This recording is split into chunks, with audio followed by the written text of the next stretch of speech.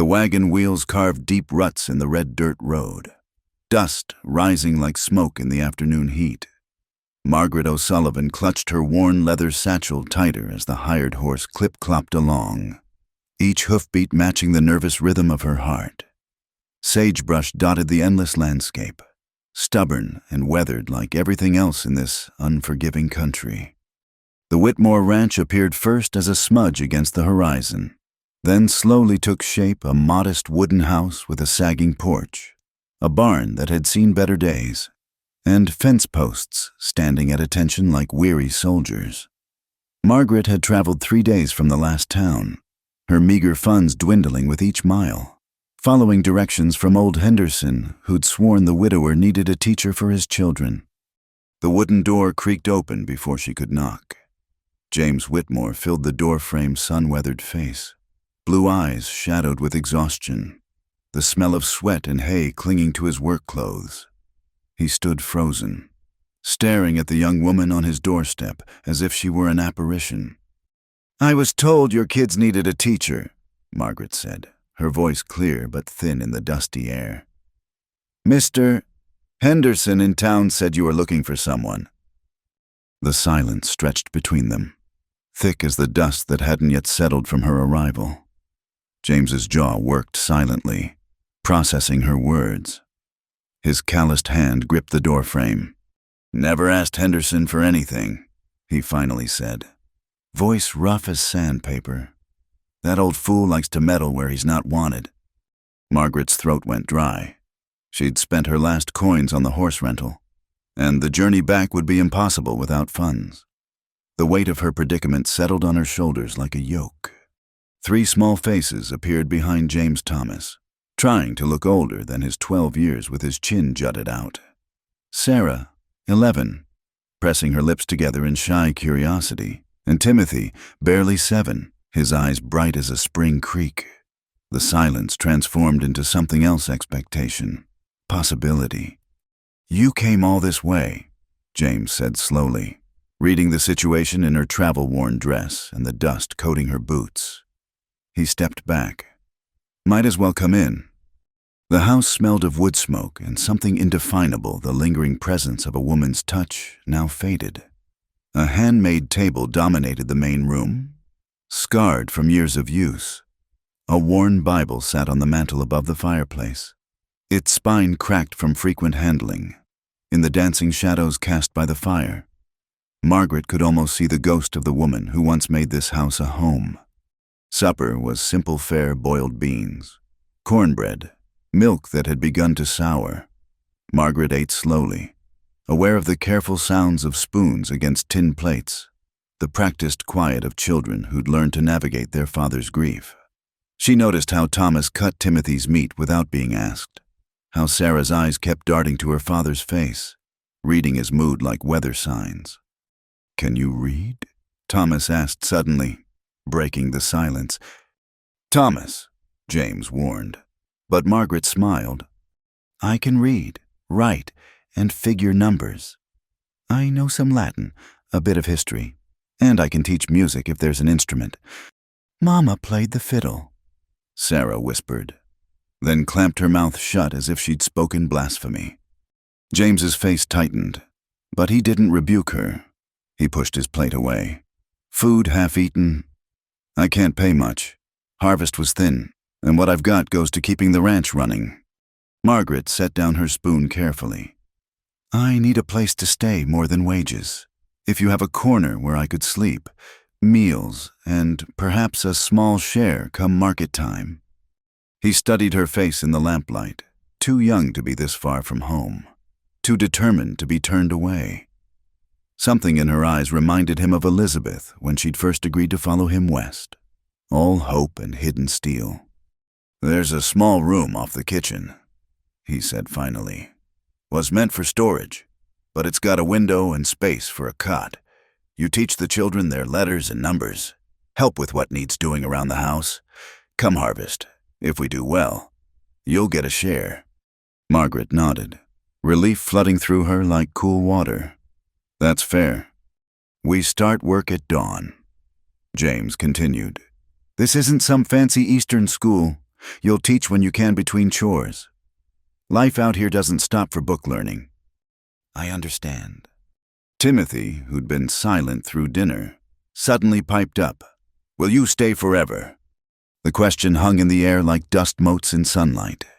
Margaret felt the weight of 3 pairs of young eyes on her, hungry for something she wasn't sure she could give. I'll stay as long as you need me, she said carefully. James stood abruptly, chair scraping against the floor. Sarah, show Miss O'Sullivan the room. Thomas, help me check the livestock. As the men left, Sarah led Margaret to the small room. It was sparse, just a narrow cot, a wooden crate for belongings, and a window that looked out toward the endless prairie. But it was clean, and it was shelter. Papa doesn't mean to be harsh, Sarah said softly. He misses Mama something fierce. Margaret sat on the cot, testing its firmness. How long has she been gone? 2 winters now. The fever took her quick. Sarah's voice dropped to barely a whisper. Papa hasn't been the same since... That night, Margaret lay awake listening to the unfamiliar sounds waned howling through gaps in the walls, the distant cry of coyotes, the creak of the house settling. She thought about the strange turn of fate that had brought her here, to this lonely ranch with its grieving family. She'd told them she'd been sent by Henderson, but the truth was more complicated. She'd overheard the old man talking in the general store about the Whitmore children running wild without a woman's guidance, about James struggling to keep the ranch and raise 3 kids alone. She'd inserted herself into the conversation, desperate for any opportunity. Henderson, perhaps seeing her need, had given her directions and wished her luck. Now she was here, in this small room that smelled of pine and loneliness, preparing to become something these children needed. Teacher, perhaps, but maybe something more. The weight of their expectation already pressed upon her, but so did something else, a sense of possibility, of purpose. Through the thin walls, she heard James's heavy footsteps, the soft murmur as he checked on the children. She heard Timothy's sleepy voice asking for water, James's gruff but gentle response.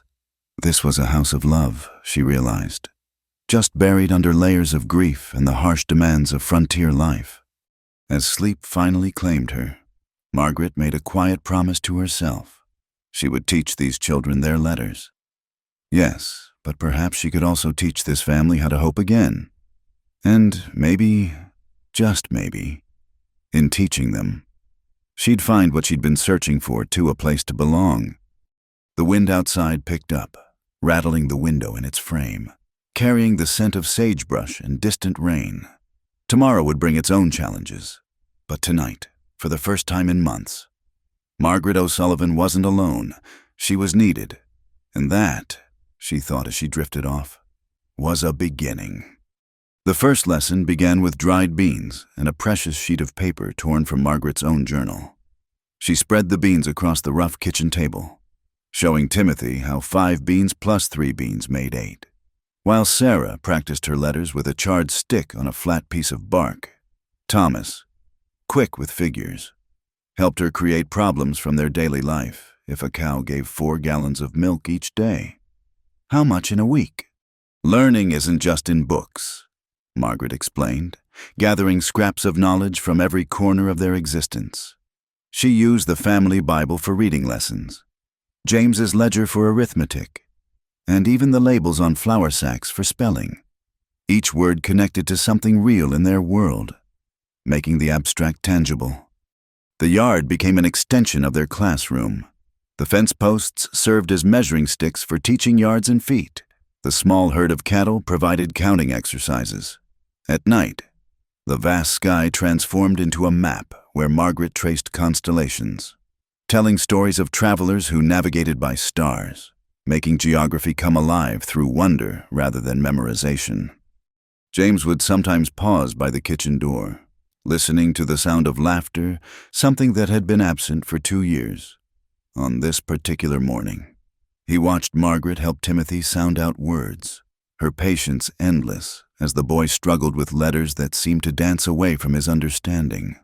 For the first time since Elizabeth's passing, the house felt inhabited by more than just shadows. During the noon meal, Margaret regaled them with stories of distant shores and cities with church spires that scraped the sky. Sarah's eyes went dreamy with imagination while Timothy used a pot lid as a ship's wheel, pretending to navigate treacherous seas. Thomas, ever practical, questioned the cost of salt in port cities compared to Millbrook's general store, and Margaret turned his curiosity into a lesson on trade and economics. As afternoon stretched toward evening, Margaret noticed Sarah struggling with her sewing, stitches loose and uneven. Without comment, she sat beside the girl, guiding her hands. "Strong stitches are like strong sentences," she said quietly. "Each one needs to connect properly to the next, or the whole thing falls apart." James entered as she spoke, catching the metaphor. He watched this teacher weaving herself into the fabric of his family with the same careful stitches she was teaching his daughter. The surprise on his face was unmistakable when Margaret, after finishing with Sarah, efficiently darned a hole in Timothy's shirt that had been bothering James for weeks.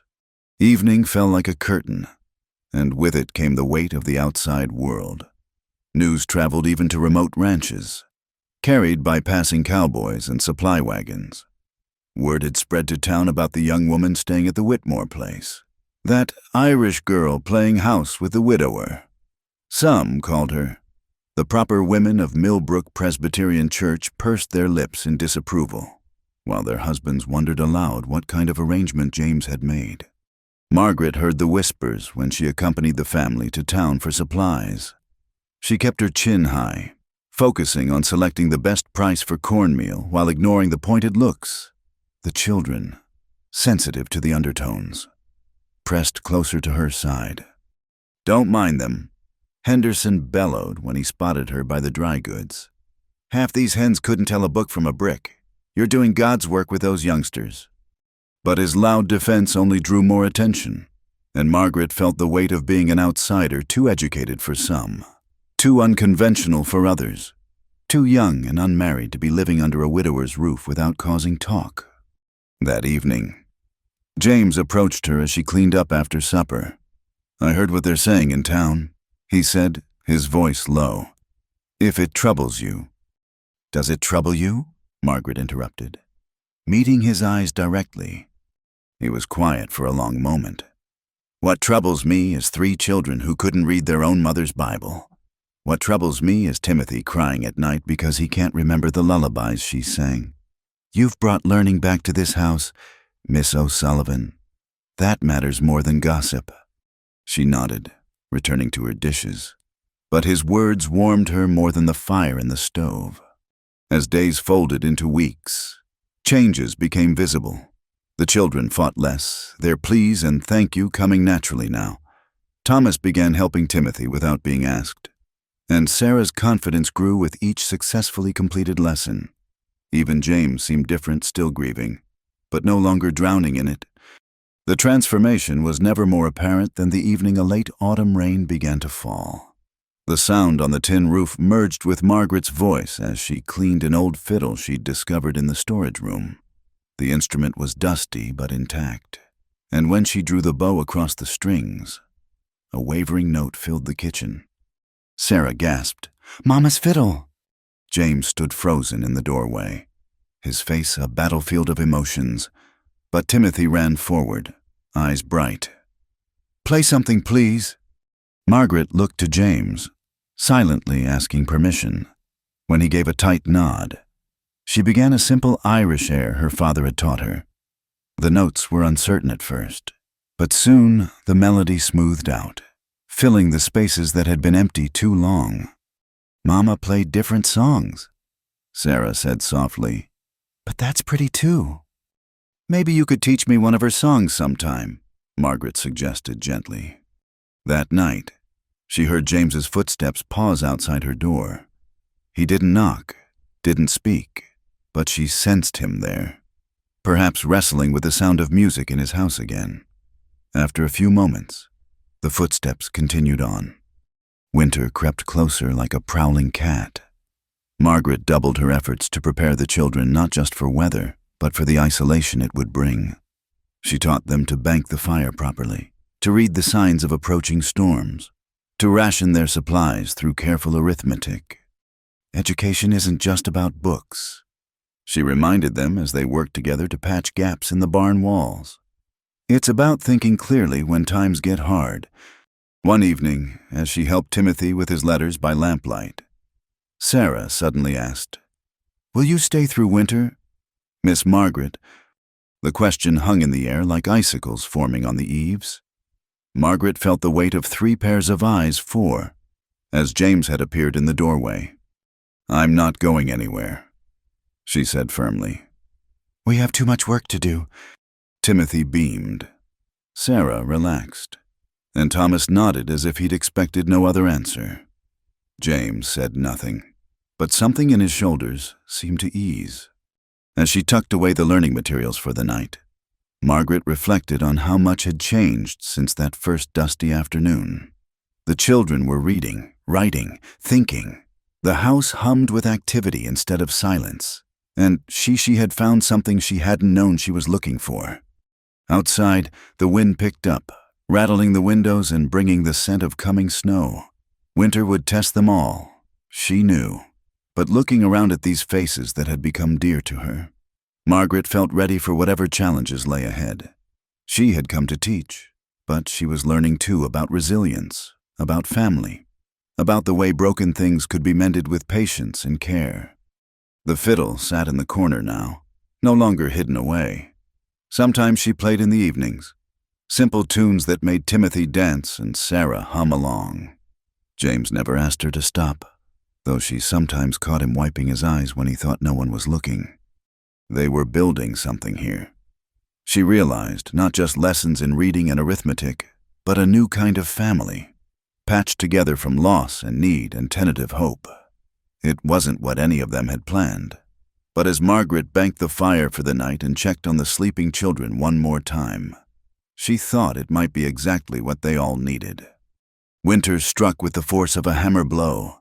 Ice formed thin sheets on the water troughs, and wind knifed through gaps in the walls with a keening wail.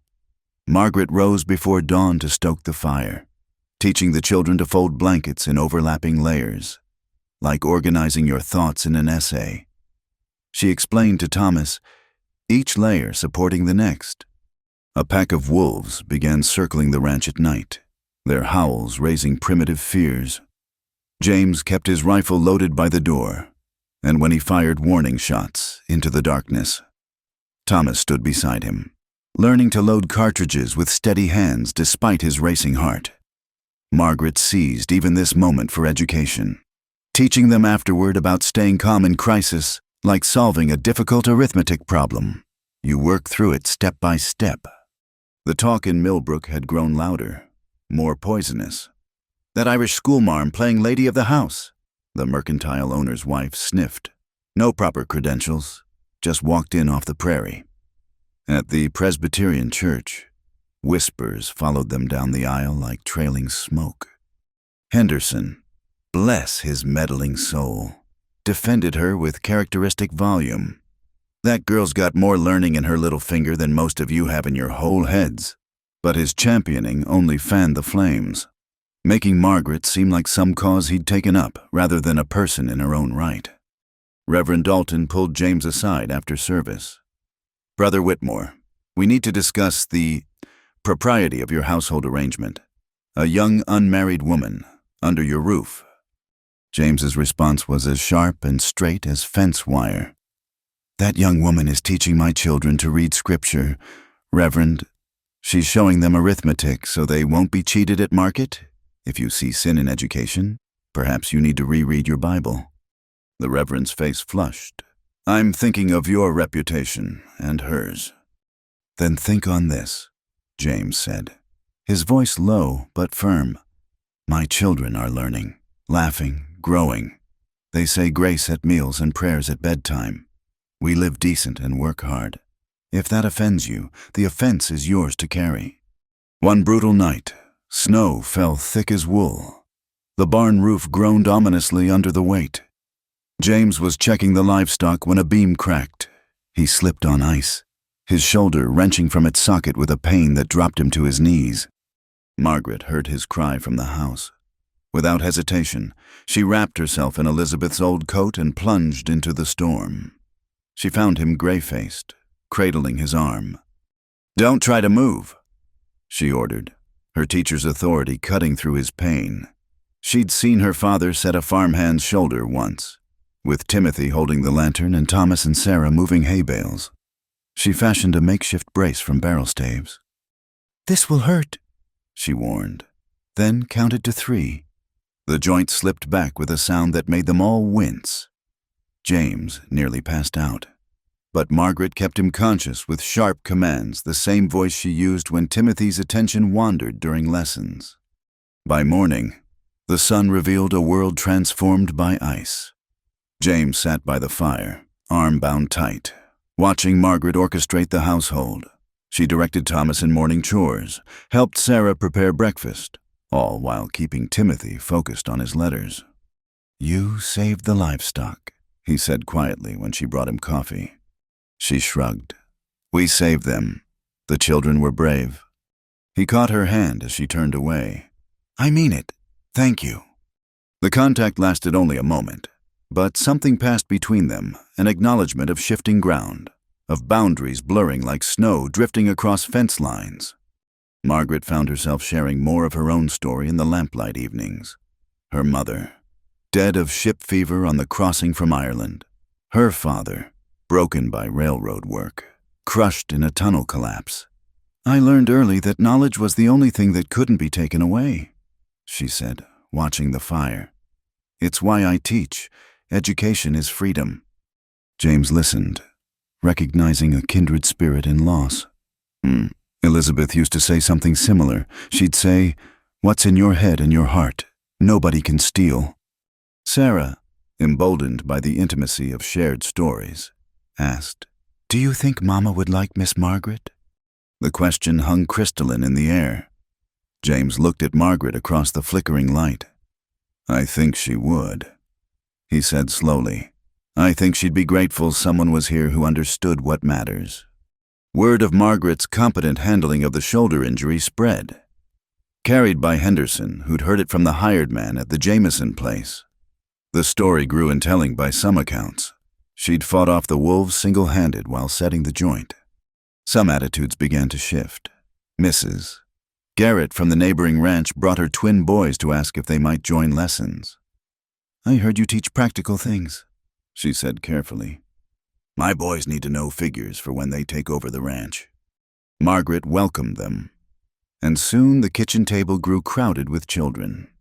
She taught them all equally ranch boys alongside the Whitmore children, making no distinction between those who could pay in eggs or cheese and those who were family. But challenges remained. 3 drifters passed through, leering at Margaret when she collected water from the well.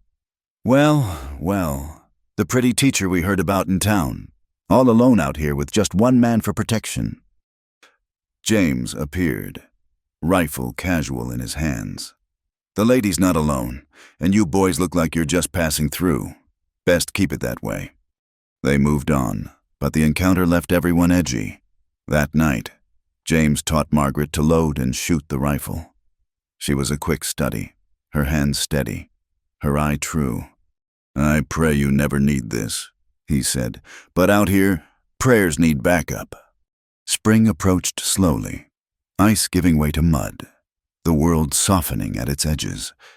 Margaret stood on the porch one evening, watching the children play in the last light. Thomas was teaching Timothy to lasso fence posts, a skill combined with a counting game Margaret had devised.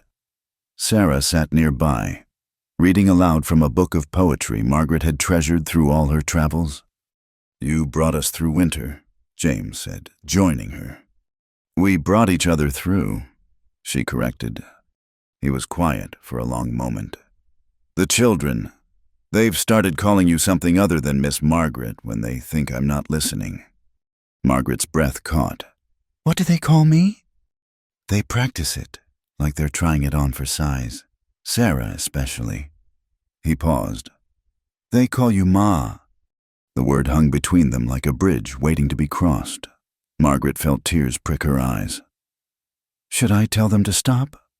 James turned to face her fully. For the first time since she'd arrived, she saw past his grief to something else possibility.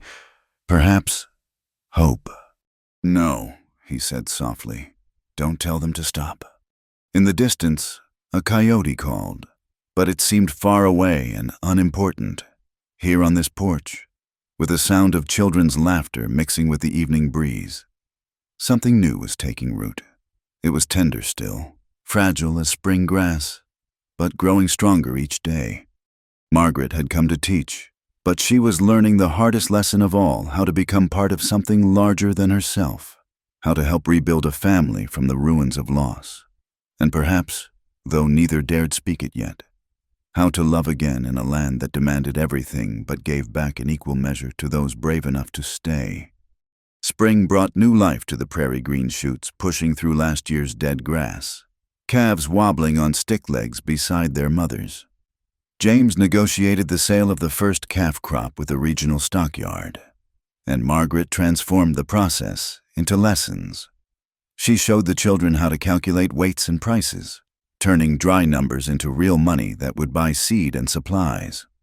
"See here," she explained, spreading the contract on the kitchen table. "If they're offering 3 cents per pound and your calf weighs 200 pounds, Thomas's pencil scratched across paper. Sarah double-checking his figures while Timothy counted on his fingers. The Millbrook town meeting convened in the church hall on a mild Tuesday evening. The agenda included the matter of establishing a proper school, and several families had proposed hiring Margaret formally. The debate that followed revealed the deep divisions in the community. "The woman has no certification," declared Mrs. Pemberton, the banker's wife. "What do we know of her education, her background? We know she's got the Whitmore children reading and figuring better than most adults in this town," countered Sam Garrett. "My boys have learned more practical mathematics in 2 months than they did in 2 years at the last school." Some voices proposed conditions Margaret could teach if she obtained proper certification, if she moved to town for respectability, if she submitted to oversight by the church board. Each suggestion felt like another fence trying to corral something that had grown wild and free. On the ride home, Margaret sat quiet beside James on the wagon seat. The children dozed in the back, wrapped in blankets. "You could do it," James said finally. "Move to town, teach properly. It would stop the gossip." Margaret looked out at the darkening prairie. "And leave you to manage alone again?" "We managed before," he said, but the words came out hollow. "Did you?" she asked gently. "Or were you just surviving?" They encountered the strangers the next day, 3 riders watering their horses at Willow Creek, eyes sharp as hawks, studying the land with the calculating look of men planning something. Their leader, a lean man with silver conchos on his hatband, tipped his hat mockingly at Margaret. "Afternoon, school marm. Nice spread your man has here. Good water access." "Good neighbors, too," James replied evenly, having appeared silent as smoke. "The kind who watch out for each other, the kind who remember faces." The threat hung unspoken, but clear. The riders exchanged glances, then mounted up. As they left, the leader called back, "We'll be seeing you around." That night, Margaret helped James oil and check the rifles. She wrote detailed descriptions of the men in her journal height, build, horse colors, the way one had a notch missing from his left ear. "Memory is just another kind of lesson," she said when Timothy asked what she was doing. In quieter moments, the household found its rhythm. After supper, while Sarah hemmed a torn apron, Margaret told stories of her parents, her mother's voice singing old Irish ballads on the ship before the fever took hold, her father's pride when she first read a whole page without help, his calloused hands gentle as he turned the pages. "He worked himself to death for railroad money," she said softly. "But he made sure I had books, learn everything. He'd say, 'They can take your money, your home, even your country, but what's in your head stays yours.'" James shared his own memories, Elizabeth's laughter when their milk cow got into the vegetable garden. Her determination to plant flowers even though practical crops made more sense. She'd say beauty mattered too. Food for the soul, she called it. She sounds wonderful. Margaret said, she was. James agreed. Different from you, but wonderful in her own way. He paused, seeming to weigh his words. She would have liked you, would have been grateful for what you've done here. The next morning brought trouble. Several head of cattle showed fresh brands burned over the Whitmore mark, a clumsy alteration but legal enough to cause problems. James and Thomas rode out to investigate while Margaret kept the younger children close, the rifle within reach. Why would someone take our cows? Timothy asked, his usual brightness dimmed by worry. Margaret knelt beside him. Sometimes people want what others have worked for, but that's why we learn to read and write so we can protect what's ours with law as well as guns. In town, Sheriff Kane listened to James's complaint with professional skepticism. Without witnesses or clear proof, little could be done. But Margaret presented her journal, showing the descriptions of the riders, the dates and times carefully noted. You've got a good eye for detail, Kane admitted, copying her notes. This might help if they try to sell those beeves locally. Mrs. Garrett stopped Margaret outside the general store. I heard what happened. My husband says those riders were asking questions about water rights upstream. You folks be careful. That evening, as Margaret tucked Timothy into bed, he clung to her hand. Are the bad men coming back? I don't know, she said honestly. But whatever comes, we'll face it together. That's what families do. The word slipped out naturally now, family. Timothy smiled and settled into sleep. Later, James found Margaret on the porch, Elizabeth's shawl wrapped around her shoulders against the cool night air. I've been thinking, he began carefully, about what you said, about surviving versus living. She waited, knowing words came hard to him when they mattered most. When Elizabeth died, I thought my job was just to keep the children fed and safe until they were grown, like tending cattle meet their needs, protect them from wolves, get them to market age. He laughed bitterly. But you've shown me they need more. They need to learn, to laugh, to know they're loved, not just protected. James, let me finish, he said softly. I've been thinking about other things too, about how this house feels alive again, about how I look forward to coming in from the fields because I know you'll be there, about how— He stopped, struggling. Margaret stood, moving closer. I know, she whispered. I feel it too. I loved my wife, he said firmly. I'll always love her memory, but Margaret, I'm not asking you to forget her. Margaret interrupted gently. I'm not trying to replace her. I just want to be here, with you, with the children, to build something new alongside the memories. He reached out, cupping her face with one work-roughened hand. Stay, he said simply. Not as the teacher, not as the help. Stay as— As what? She breathed. As my wife, as their mother, as the heart of this home. Before she could answer, Timothy's voice called out from inside another nightmare, another need for comfort. They pulled apart, duty calling, but as Margaret moved to go inside, James caught her hand. Think about it, he said. Please. She squeezed his fingers. I've been thinking about it since the day I arrived, she admitted, then went to tend to Timothy. Outside, clouds gathered across the stars.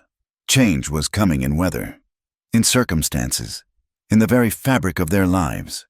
The stranger riders were still out there. Water rights remained disputed, and the town gossips would have fresh fuel for their fires. But inside the house, a different kind of future was taking shape.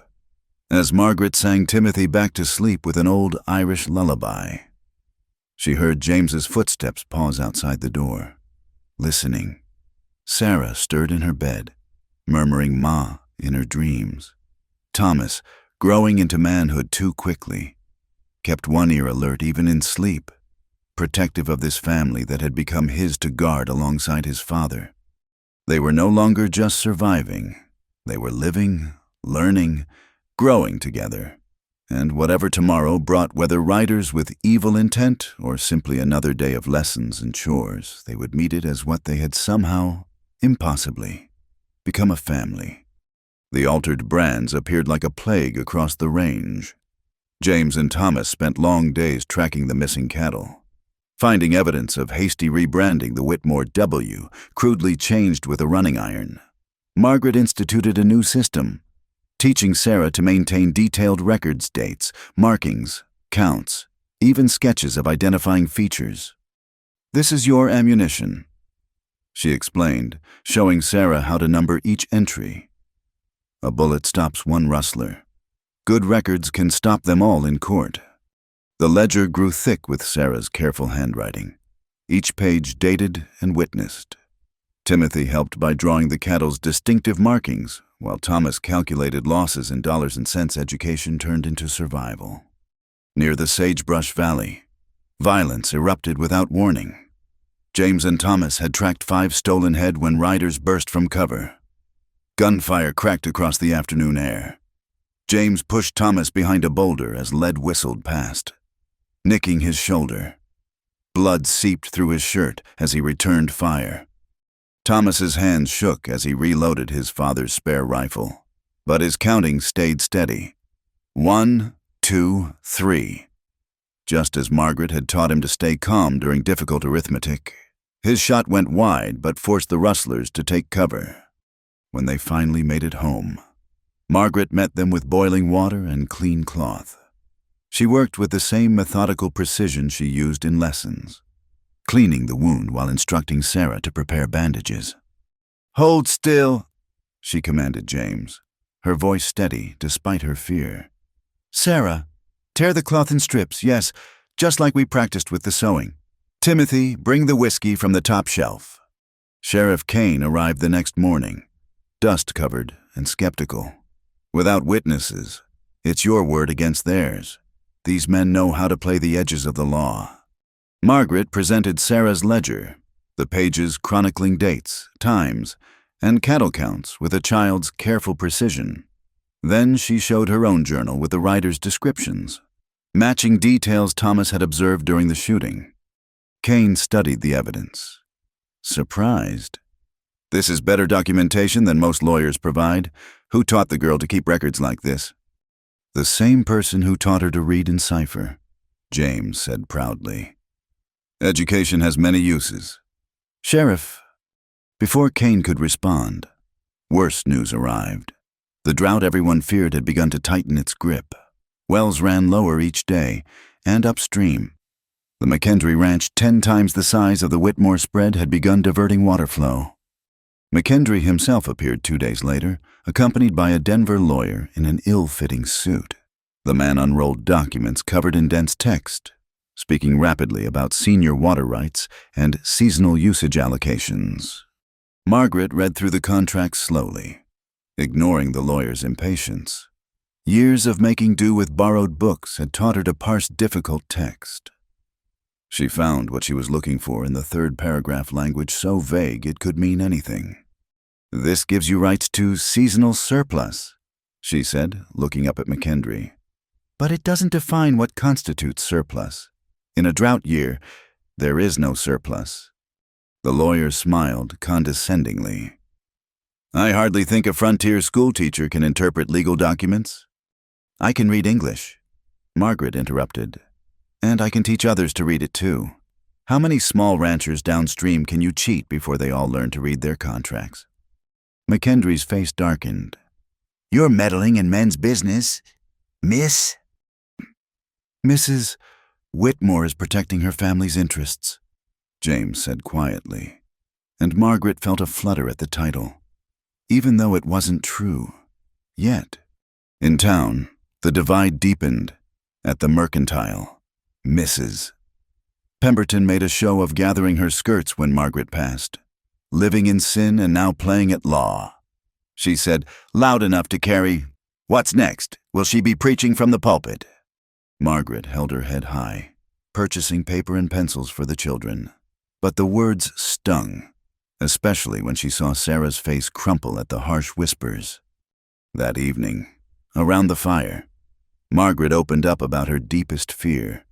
Sometimes I wonder if I'm helping or hurting you all. The town already judges James for taking me in. Now they judge you children too. Let them judge. Thomas said fiercely. You taught us what matters, how to read, write, think for ourselves. That's worth more than their good opinion. Sarah added quietly. You showed us we're worth teaching.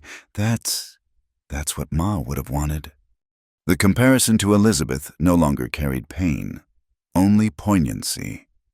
James reached across the table, covering Margaret's hand with his. We're stronger together than apart. That's the only truth that matters. But truth didn't stop the escalation. McKendry's men began damming the creek upstream. Other small ranchers appeared at the Whitmore door, seeking advice. Margaret found herself teaching contract law alongside arithmetic, showing weathered cattlemen how to find the traps in legal language. Then Henderson was attacked.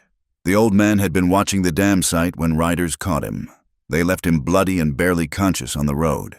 He managed to gasp out names before losing consciousness, names that matched Margaret's carefully documented descriptions.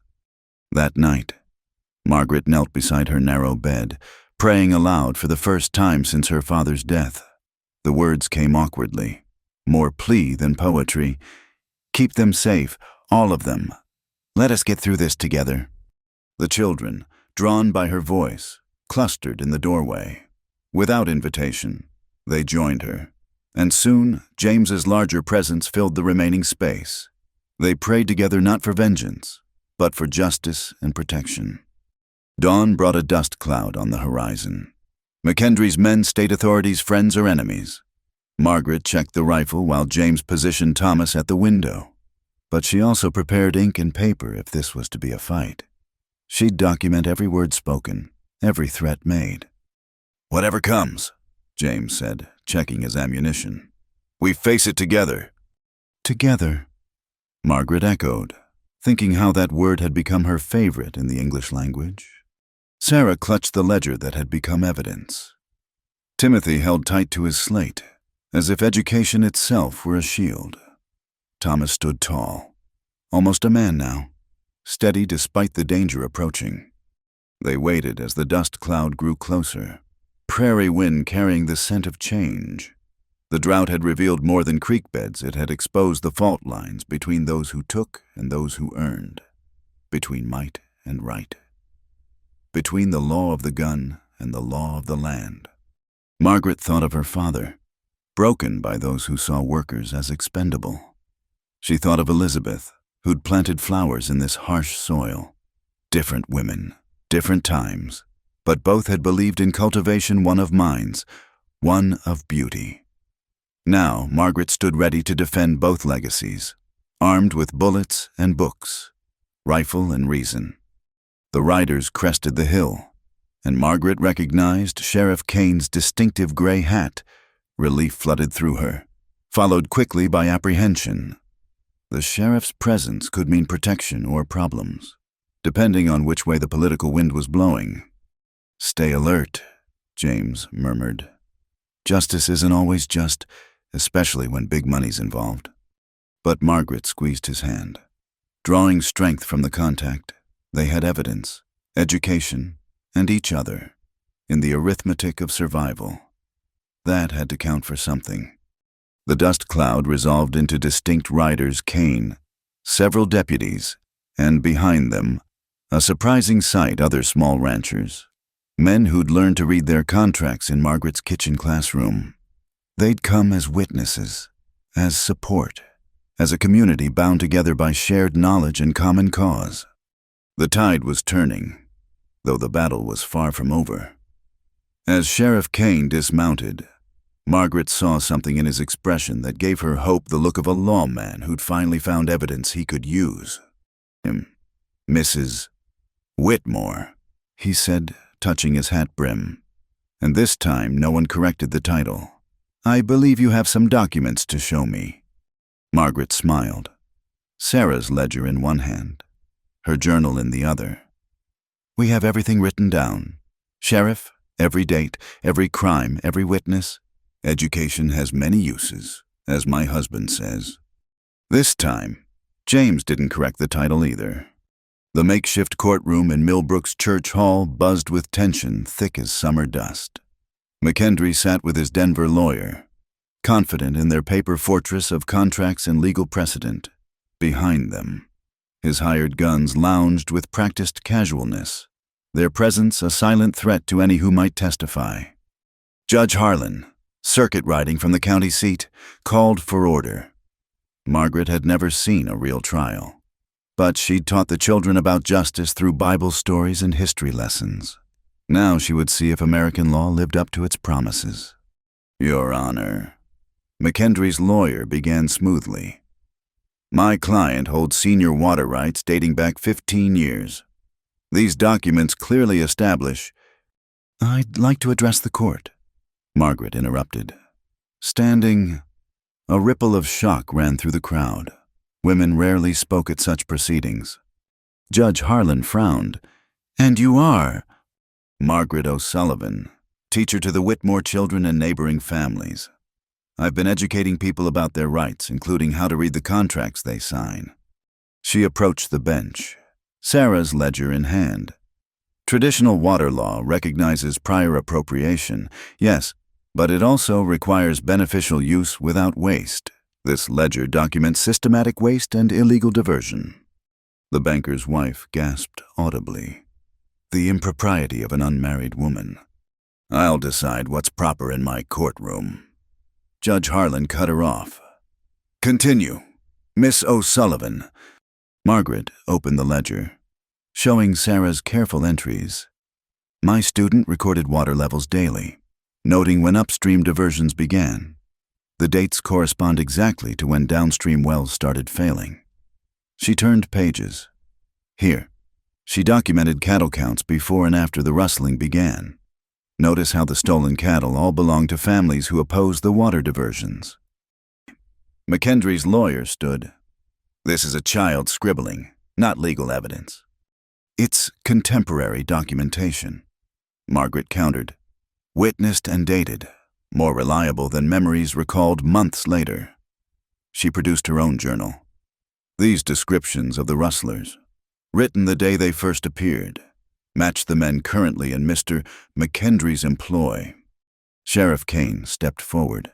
Your Honor, based on these documents, we apprehended 2 men trying to sell rebranded cattle. Under questioning, they admitted working for McKendry. The courtroom erupted. Judge Harlan pounded his gavel as McKendry's men shifted threateningly. James and Thomas moved closer to Margaret, while other small ranchers formed a protective wall.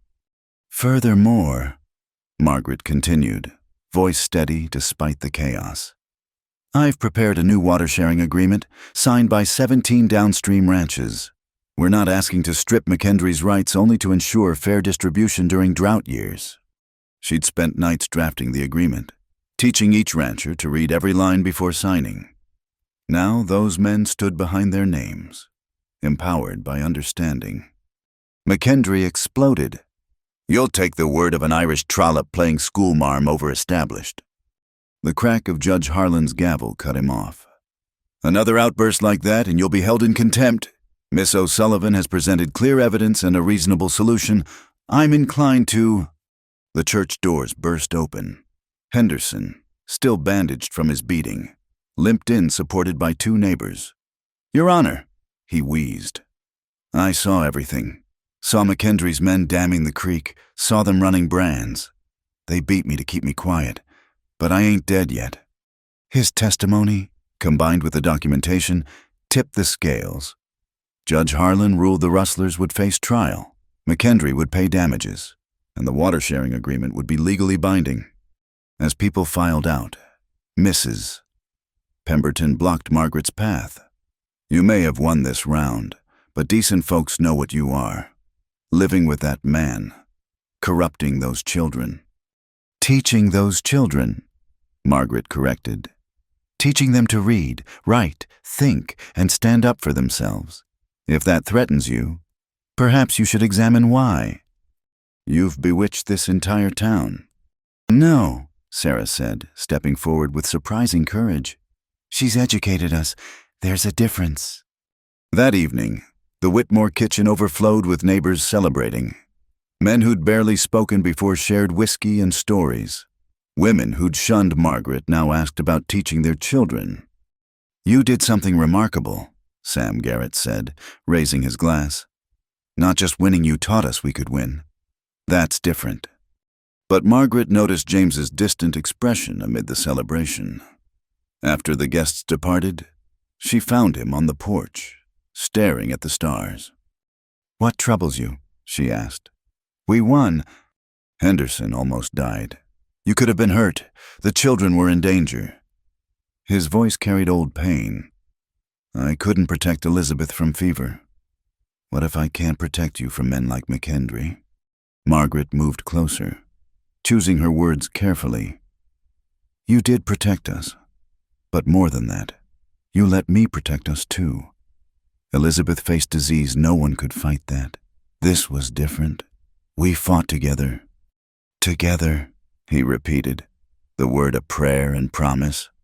Inside, they found the children cleaning up, working without being asked.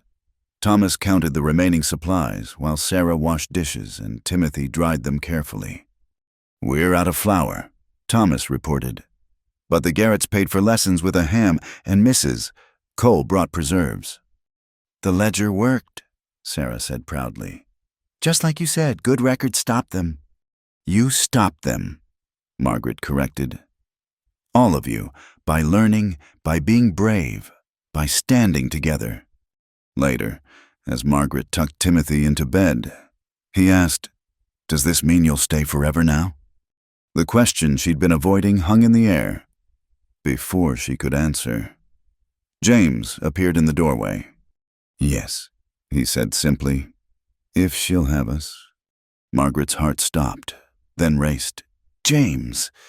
"I'm doing this wrong," he said, entering the room. "Thomas, Sarah, come here." The older children appeared. Sensing the moment's importance, James knelt, bringing himself to their eye level. "Your mother was the finest woman I ever knew. She gave me you three, and that alone would have been enough. But she also showed me what love looked like: patient, kind, steadfast." He paused, gathering courage. "Margaret has shown me that love can come twice in a lifetime, different but equally true. I want to ask her to be my wife, your mother-in-law as well as heart, but not without your blessing."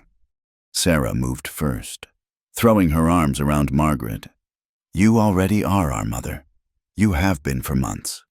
Thomas, trying to be manly, offered his hand. "We'd be honored to have you official-like." Timothy just grinned. "Does this mean more cake?" Laughter broke the tension. James stood, taking Margaret's hands. "Well, will you have us, all of us, with our grief and our hope, our troubles and our dreams?" Margaret looked at each face James, weathered but strong. Thomas growing into a fine young man. Sarah blossoming with newfound confidence. Timothy irrepressible and bright. Her family, assembled not by blood but by choice and chance and providence. "I said I'd stay as long as you needed me," she whispered. "I just didn't know that would mean forever." "Is that a yes?" "Yes," she laughed through tears. "Yes to all of it." As the children cheered and hugged, Margaret caught sight of Elizabeth's Bible on the shelf. She'd worried once about replacing a ghost, but now understood she wasn't replacing anyone. She was adding to a story already begun, writing new chapters with respect for those that came before. Outside, coyotes howled in the distance, but the sound no longer seemed threatening. It was simply part of the landscape, like drought and wind and difficult men. They'd faced worse and won not through violence, but through knowledge, community, and courage. Tomorrow would bring new challenges. McKendry wouldn't accept defeat easily, and the town gossips would have fresh ammunition. But tonight, in this kitchen classroom that had become a courtroom and was now again simply home, they were together. Margaret pulled Timothy onto her lap while Sarah leaned against her shoulder and Thomas tried not to look too pleased. James watched them with wonder, as if seeing sunshine after a long, dark winter. "First thing tomorrow," Margaret said. "We'll write announcements. Good penmanship practice for everyone." "Always teaching," James murmured, but his tone was fond. "Always," she agreed. "That's what mothers do." The words settled over them like a blessing, final and right and true. The moon hung like a silver dollar over the water troughs when the rustlers made their final desperate play. Margaret woke to the sound of splashing too loud, too deliberate. She shook James awake, then moved to rouse Thomas while James checked his rifle. "They're breaking the water gates," Thomas whispered, peering through the window. James and Sheriff Kane had anticipated this. After the trial, they'd organized neighboring ranchers into a watch system. Now Thomas blew 3 sharp blasts on the horn, the signal for trouble at the Whitmore place. "Sarah, take Timothy to the root cellar," Margaret ordered, grabbing the storm lantern. "Stay there until we call for you." "I want to help," Sarah protested. "You are helping. Keep the ledger safe. It's still evidence if we need it again." Outside, boots squelched through mud. Margaret held the lantern high while James and Thomas took positions. The yellow light revealed 3 men knee-deep in the water channel, working with crowbars to destroy the gates that regulated flow. "Stand where you are," James commanded. Gunfire erupted. Margaret dropped behind the fence rails, keeping the light steady despite the shots whining overhead. She'd learned to manage fear like solving complex arithmetic, break it into smaller parts. Handle each step. More lights appeared as neighbors responded to Thomas's horn. Kane's distinctive voice boomed across the darkness. "This is Sheriff Kane. Drop your weapons." The lead rustler spun toward Margaret's light. She saw his face clearly, the same man who'd mocked her that day by the creek, the one with silver conchos. Without thinking, she grabbed the lariat hanging on the fence post, muscle memory from teaching the children rope games guiding her hands. The loop sailed through the air, catching the man around the shoulders as he tried to run. The rope pulled taut, dropping him into the muddy water. Thomas whooped, inappropriate but understandable. "That's my mother," he shouted. "That's my mother you're shooting at." The word mother seemed to galvanize James. His next shot was precise, disarming another rustler without killing him. The third man threw down his gun, hands raised. As Kane's deputies secured the prisoners, Margaret noticed the lead rustler's saddlebags had split in his fall. Legal documents spilled into the mud deeds, contracts, transfer papers. She scooped them up, reading by lantern light. "Sheriff," she called, "you need to see this." The papers revealed McKendry's full plan, not just water theft, but an attempt to force bankruptcy on smaller ranches, then buy them cheap. Names, dates, amounts paid to the rustlers, even which bankers were involved. "This is conspiracy to defraud," Kane said grimly. "Federal crime. McKendry's finished." By dawn, the excitement had settled into exhausted relief. Margaret bandaged a graze on James's arm, the closest call of the night. Her hands trembled now that danger had passed. "You roped a rustler," James said, wonder in his voice. "Where did a teacher learn that?" "From teaching your children to play," she admitted. "Timothy wanted to be a cowboy. I had to learn to show him properly." He caught her hands, stilling their shaking. "You're remarkable." "I'm terrified," she corrected. "Those aren't mutually exclusive." He pulled her close, and she let herself lean into his strength. 2 more days until the wedding. Think we can avoid any more adventures before then? She laughed shakily. "I'll add it to my lesson plan." The trial's aftermath rippled through the community like rings in water. McKendry's Denver lawyer disappeared on the morning train, leaving his client to face federal marshals alone. The banker who'd facilitated the land scheme found his own business under investigation. Mrs. Pemberton, his wife, suddenly discovered urgent business requiring her to visit relatives back east. At the general store, attitudes had shifted. Margaret found herself greeted with nods and "Morning, Mrs. Whitmore," even though the wedding hadn't happened yet. The title had been earned through more than ceremony. "Heard you lassoed Jake Thornton last night," the storekeeper said with something like admiration. "My wife wants to know if you'll teach the women's auxiliary some self-defense." Margaret smiled. "I teach anyone willing to learn." She selected fabric for her wedding dress, nothing fancy, just good sturdy cotton in a soft blue that would serve for both special occasions and everyday wear. Sarah helped choose buttons while Timothy lobbied unsuccessfully for bright red ribbon. That evening, Margaret stood in Elizabeth's room, soon to be hers and James's. She'd avoided it before, respecting the boundary. Now Sarah let her in, showing treasures preserved like museum pieces. Papa kept everything just as she left it. Sarah explained, "But I think Mama would want you to use her things. Waste not, want not, she always said that." Among Elizabeth's belongings, Margaret found sheet music, a silver brush, and pressed flowers in a journal. The last entry, dated a week before her death, read, "James will need someone strong when I'm gone. Someone who can teach the children what I cannot. Lord, send them a teacher." "She prayed for you," Sarah whispered. "Before she even knew she was sick, she prayed for you." Margaret wiped her eyes. "She prayed for all of us, I think." The night before the wedding, tradition dictated the bride and groom shouldn't see each other. Margaret stayed with the Garretts while James and the children prepared the house, but near midnight, she heard pebbles against her window. James stood below, looking sheepish. "I know it's bad luck, but I had to tell you something." She leaned out, amused. "What couldn't wait 8 hours?"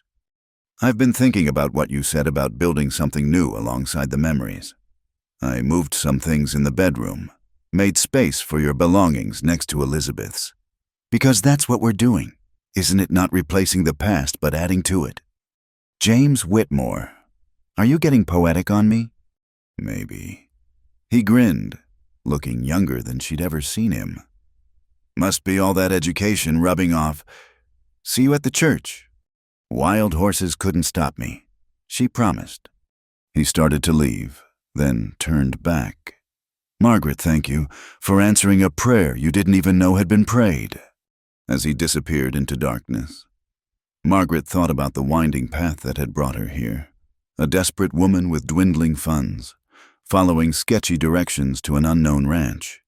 She'd come to teach, thinking education was her only gift, but she'd learned that teaching was about more than books. It was about building courage, fostering justice, creating family from fragments.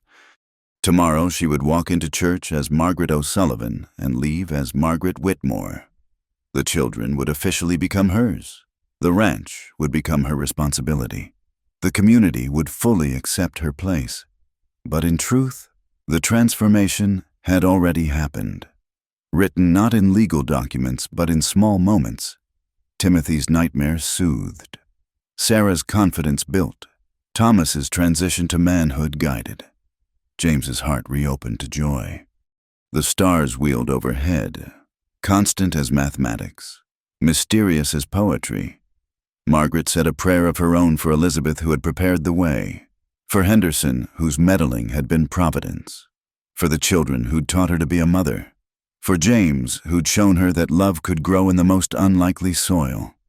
Tomorrow would come with its ceremonies and celebrations, but tonight, in the quiet darkness, Margaret O'Sullivan completed her journey from wandering teacher to the heart of a home. The education, it seemed, had been mutual. Inside the Garrett house, she heard the family stirring, excited about tomorrow's festivities.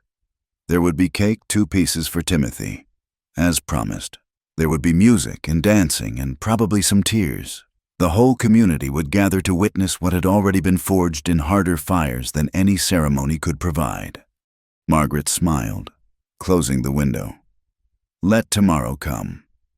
She was ready for all of it, the joy and the challenges, the teaching and the learning, the building of a life both new and old, foreign and familiar, as enduring as the land itself and as tender as a child's goodnight kiss.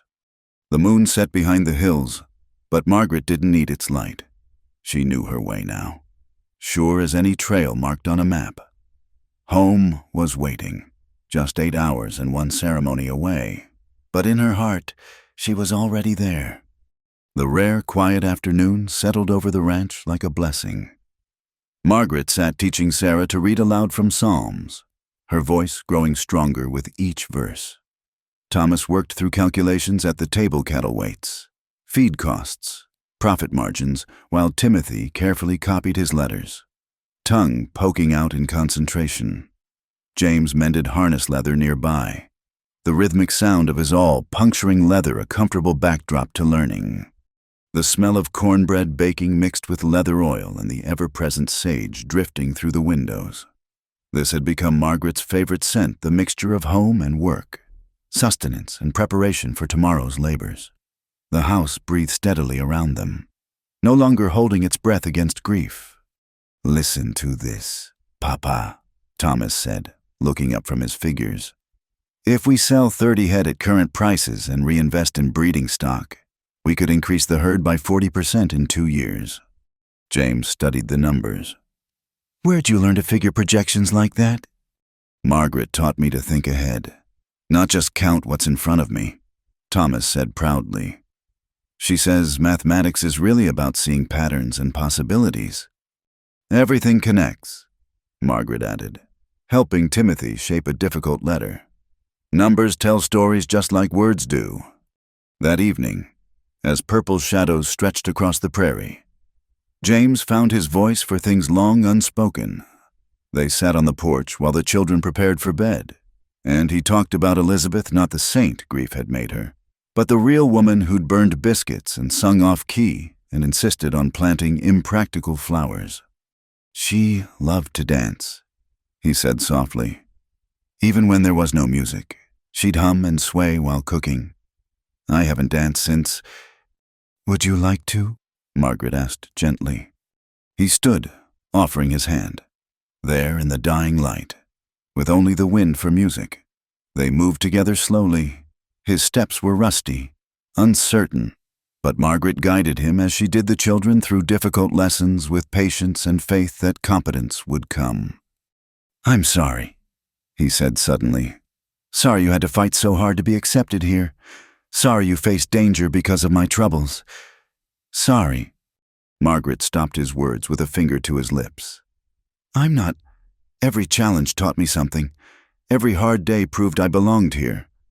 We earned this happiness. James, that makes it stronger." The next morning brought a question from Timothy that froze them all. "Do I call you Mama now?" he asked Margaret over breakfast. "Since you married Papa." Margaret felt the weight of the word, the sacred space it occupied. She glanced at the daguerreotype of Elizabeth on the mantel, then at the 3 faces watching her. "You can call me whatever feels right," she said carefully. "Mama, Mother, Margaret, I'll answer to all of them. What matters is that you know I love you as if you were my own." "You are our own," Sarah said firmly. "Blood doesn't make family. Choice does. Teaching does. Staying does." Timothy considered this with a 7-year-old seriousness. "Mama Margaret," he decided, so nobody gets confused. And somehow, that small adjustment adding her name to the title made perfect sense. She was not replacing, but joining, not erasing, but adding to their family story. That night, the proposal James had been wrestling with finally emerged, after the children were asleep. He led Margaret outside, where stars scattered across the sky like spilled salt. "I've been thinking," he began, nervousness making him formal, "about what you've built here, not just for us, but for the community. The way you taught folks to read contracts, to stand up for themselves." Margaret waited, knowing words came hard when they mattered most to him. "I want to build you a proper schoolhouse," he said in a rush. "Nothing fancy. We'll use the timber from that stand of pine by the creek. The neighbors already said they'd help raise it. You could teach regular like. Have a real classroom instead of making do with the kitchen." Tears pricked Margaret's eyes. "James, that's—" "You came here as a teacher," he continued, I don't want you to lose that part of yourself just because you became a wife and mother. Elizabeth always said—" He stopped, then pushed forward. "She said the best gift you could give someone was the chance to use their talents fully." Margaret threw her arms around him, not trusting her voice. He understood. This wasn't just about a building, it was about seeing her completely, valuing all the parts of who she was. "We'll put it right there," he said, pointing to a level spot visible from the house. "Close enough to keep an eye on. Far enough that the children won't disturb your teaching. What do you think?" "I think," Margaret said, finding her voice, "that I'm the luckiest woman in the Western Territories." The night deepened around them. Coyotes calling in the distance, a sound that no longer meant danger, just wildness existing alongside civilization. They talked about practical things, dimensions and windows, benches and books, but also about dream students who would go on to territorial college, girls who would become teachers themselves, a library that would serve the whole county. When they finally went inside, Margaret paused by Elizabeth's photograph. "Thank you," she whispered, "for praying me here, for raising them strong enough to accept love again, for him." James pretended not to hear, but his hand found hers in the darkness. The morning brought Timothy racing to their room with a nightmare's lingering terror. Margaret gathered him close, humming the Irish lullaby that had become his favorite. James lit the lamp, and Sarah appeared with her little brother's beloved carved horse.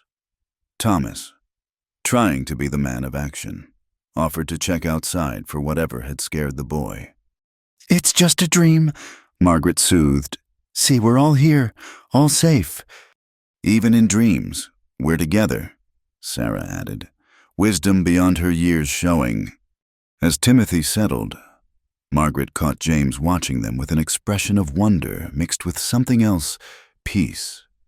Perhaps the jagged edges of old grief had worn smooth, not disappeared, but no longer cutting with every touch. Till later, as dawn painted the sky pink and gold, Margaret stood at her kitchen classroom arranging the day's lessons. Through the window, she could see James and Thomas heading to the barn, their movements synchronized by seasons of working together. Sarah was teaching Timothy a clapping game, their laughter bright as morning. She thought about that first day, dusty, desperate, unsure of welcome. "I was told your kids needed a teacher," she'd said, not knowing she was speaking prophecy. They had needed a teacher, yes, but also a mother, a partner, a defender, a voice for justice. And she had needed purpose, family, home, love.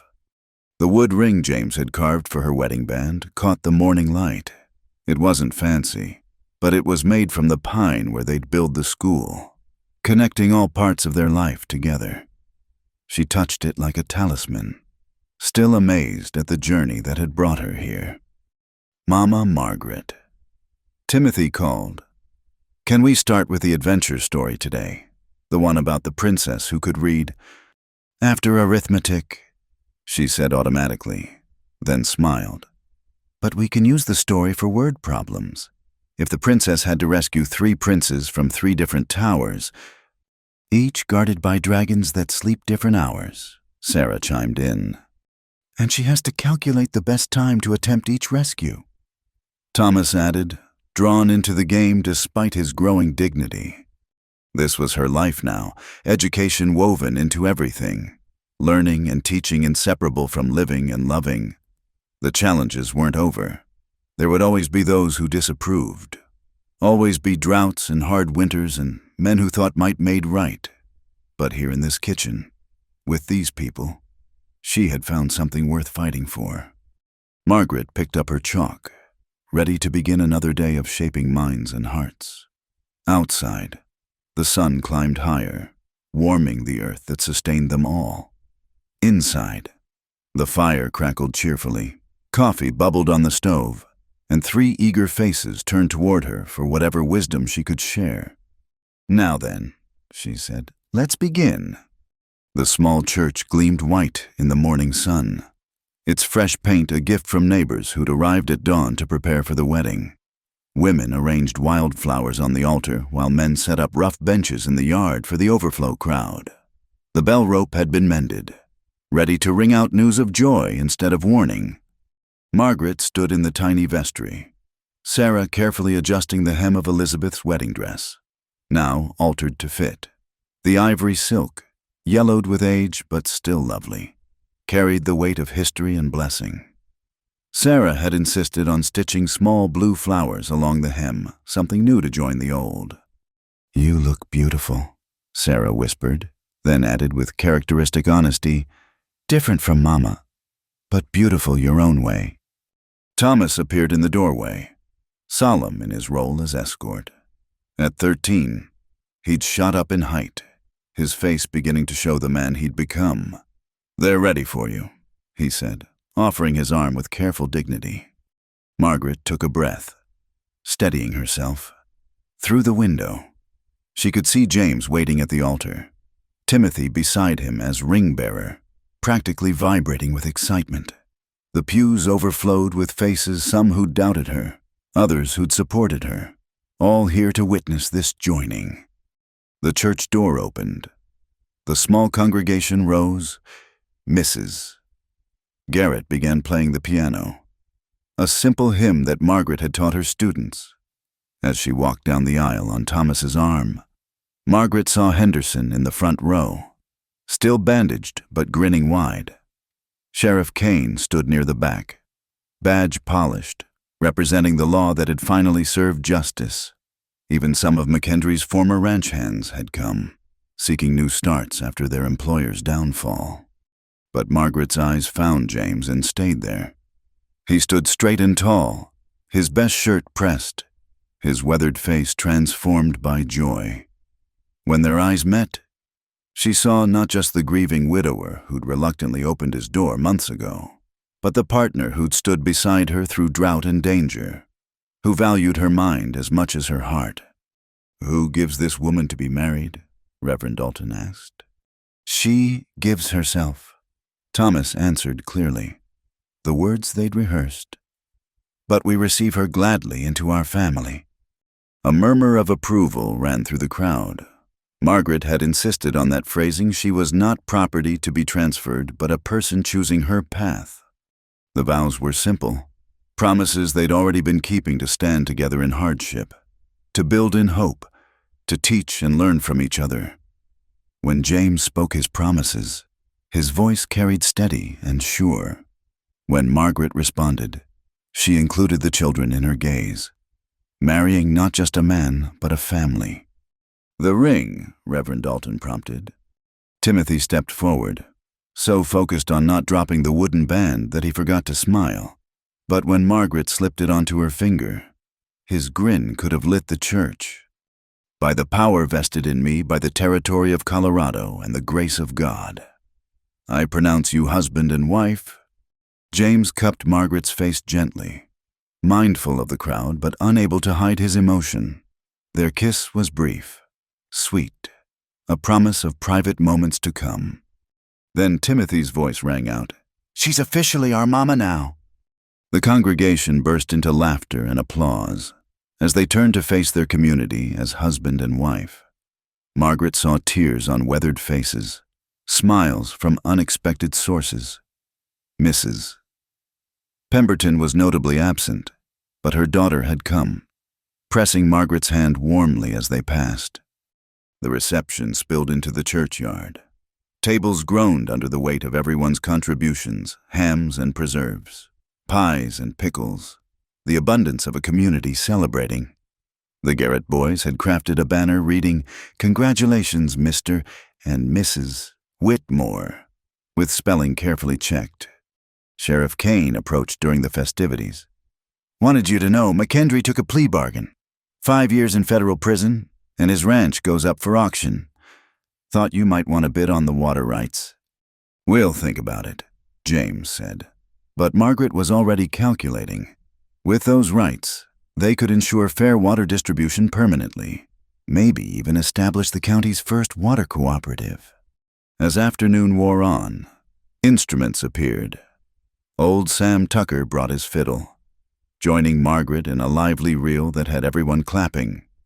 James, emboldened by happiness and perhaps a touch of whiskey, asked her to dance. This time his steps were sure, and they moved together as naturally as they now worked the ranch. "No regrets?" he asked as they swayed to a slower tune. "Only one," Margaret said. "I wish I'd knocked on your door sooner." Sarah interrupted, tugging Margaret's skirt. "It's time for the school announcement." They'd kept this secret, but now James called for attention. "As a community, we've learned the value of education these past months. Margaret has taught us that knowledge is power, that understanding is protection. So we're building a proper schoolhouse, and she'll be teaching all our children." The cheer that went up could probably be heard in Millbrook. Parents who'd driven their children miles for sporadic lessons now would have a real school. Margaret found herself surrounded by mothers asking about schedules, fathers offering lumber and labor. "First lesson is free," Margaret announced, laughing. "After that, we'll work out what each family can manage cash, goods, or help maintaining the building." As sunset approached, the newlyweds prepared to leave. Tradition dictated they spend their wedding night away from the children, and the Garretts had prepared their guest room. But first, Margaret needed to say goodnight to her new family. She found the three children together by the dessert table, Timothy's face liberally smeared with cake frosting. "You be good for the Sandersons tonight," she said, kneeling to their level. "Every night for the rest of our lives," Timothy asked dramatically. "Just tonight. Silly," Sarah corrected. "They'll be home tomorrow." "Our home," Thomas added quietly. "All of ours." Margaret hugged each child, whispering private words praise for Thomas's maturity, encouragement for Sarah's growing confidence, promises of more stories for Timothy. They clung a moment, then let go, secure in the knowledge that this separation was only ours, not forever. As James helped her into the wagon, Margaret looked back at the church, the celebrating neighbors, the children waving goodbye. Henderson caught her eye and winked, the old matchmaker satisfied with his meddling's outcome. The ride to the Garrett ranch was quiet, both of them processing the day's joy. The stars emerged one by one, like promises kept. When James reached for her hand, the wooden ring warm between them, Margaret thought about circles, how she'd traveled so far only to find where she belonged, how endings became beginnings, how a desperate knock on a stranger's door had opened onto this. "Thank you," James said suddenly. "For what?" "For saying yes, that first day, to teaching them, today, to marrying me, every day in between, to staying." Margaret squeezed his hand. "I was told your kids needed a teacher," she said, echoing her first words to him. "Turns out I needed a family. We found each other." The Garrett house appeared ahead, lamplight warm in the windows.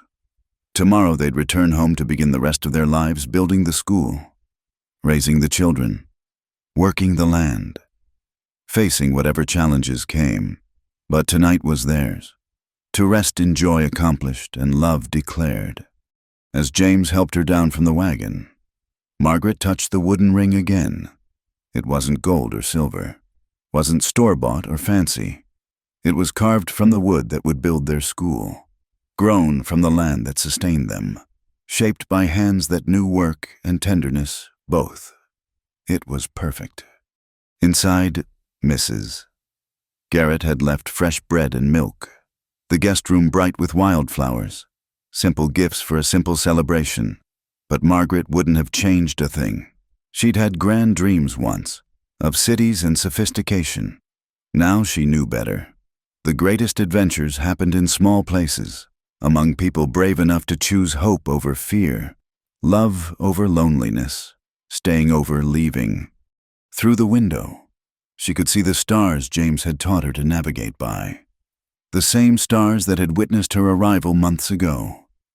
Tomorrow they'd use those stars to guide them home, but tonight, she was already there, not just in a place, but in a promise kept, a family made, a future building one lesson at a time.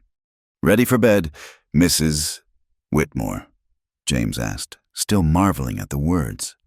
"Ready for everything, Mr. Whitmore," she replied, and meant it.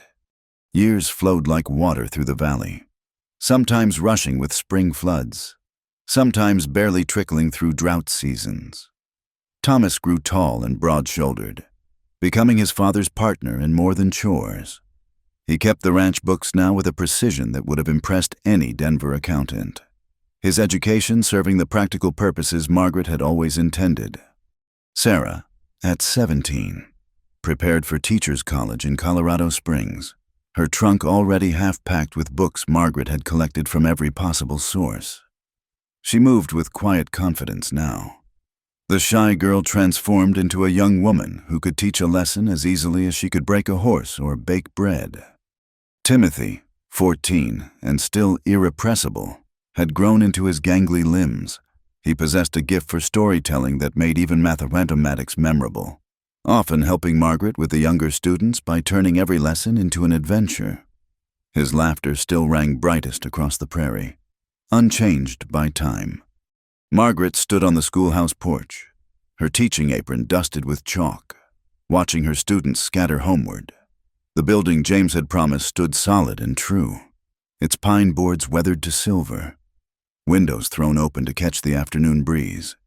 Inside, neat rows of benches bore the carved initials of students past and present, a record of all the minds she'd helped shape. Another drought had come and gone, but this time the water cooperative held firm. The legal framework she'd helped establish, teaching ranchers to read every word before signing, had protected them all. Even the railroad's arrival in the valley couldn't disrupt what they'd built through understanding and unity. On this golden evening, Margaret walked home slowly, treasuring the moment. James would be coming in from the east pasture, where he and Thomas had been checking the pregnant mares. Sarah would be at the kitchen table, writing lesson plans for her practice teaching. Timothy would be wherever mischief could be found, though these days it was more likely to involve pretty Alice Garrett than stolen cookies. At the rise before the house, Margaret paused. The old wooden structure had been expanded twice, once for the growing library of books, once for the room where she and James's own children slept. Little Elizabeth, named for memory and hope. Now 5 and already reading. James Jr., 3, who approached every challenge like his father, steady and determined. She touched her midsection where new life grew, not yet showing, but already loved. This land that had seemed so foreign now felt like an extension of herself, its rhythms matching her heartbeat. Inside the house, she found a familiar scene transformed by time. Sarah helped Elizabeth with her letters, while James Jr. helped by scattering beans across the table. Timothy was indeed absent at the Garretts, Margaret suspected. Thomas and James entered just as she did, bringing the smell of honest work and evening air. "Good day," James asked, kissing her cheek with an ease that had taken years to develop. "Excellent." The Morrison twins finally mastered long division, and little Pete Jackson read his first complete sentence. She smiled. "You?" "That mare's close to foaling. Thomas thinks tonight." He ruffled his son's hair. "Someone needs to wash before supper." As the family settled into evening routines, Margaret pulled out an old paper, yellow at the edges, her first lesson plan, written in desperation that night after arriving. She'd planned to teach reading, writing, arithmetic. She had taught those things, certainly, but so much more courage, justice, persistence, hope.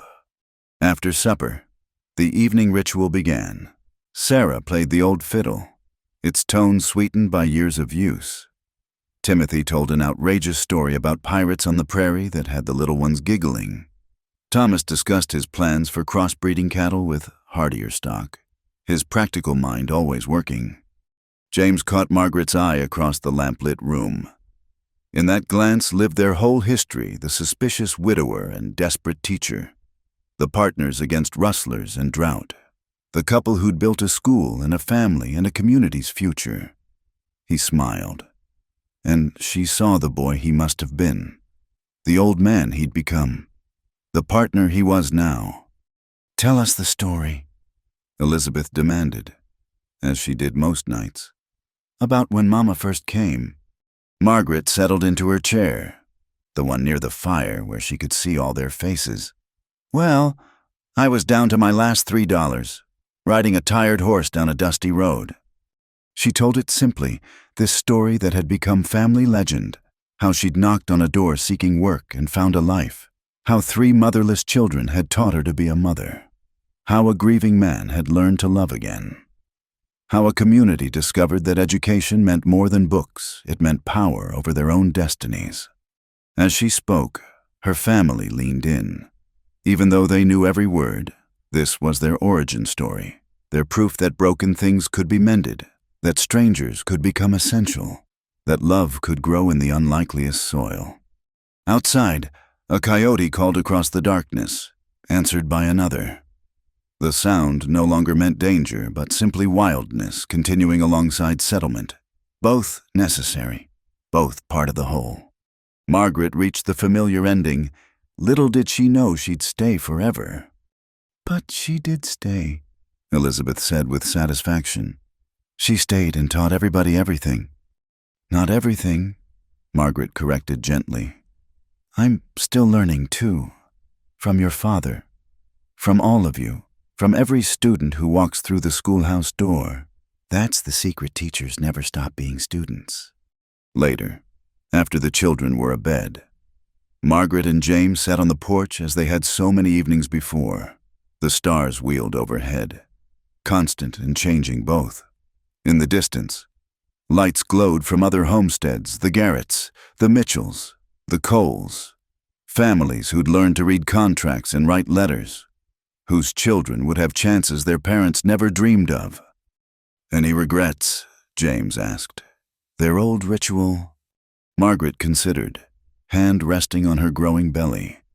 She thought of her younger self, so sure education alone could save her.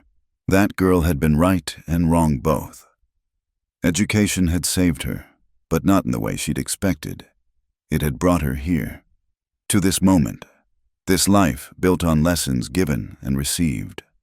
"No," she said finally. "No regrets, only gratitude."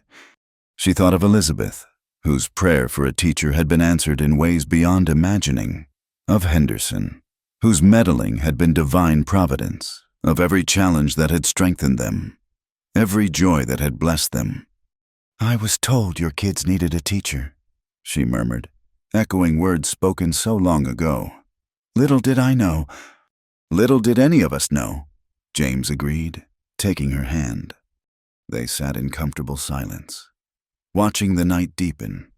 Tomorrow would bring new challenges. Sarah would leave for college. The school needed new books. The water cooperative faced pressure from larger interests. But tonight, in this moment, everything was perfect. Margaret had come to teach, but she'd learned the greatest lesson of all: home isn't a place you find, but something you build. One patient day at a time, with people brave enough to stay. She'd thought she was answering an advertisement for employment.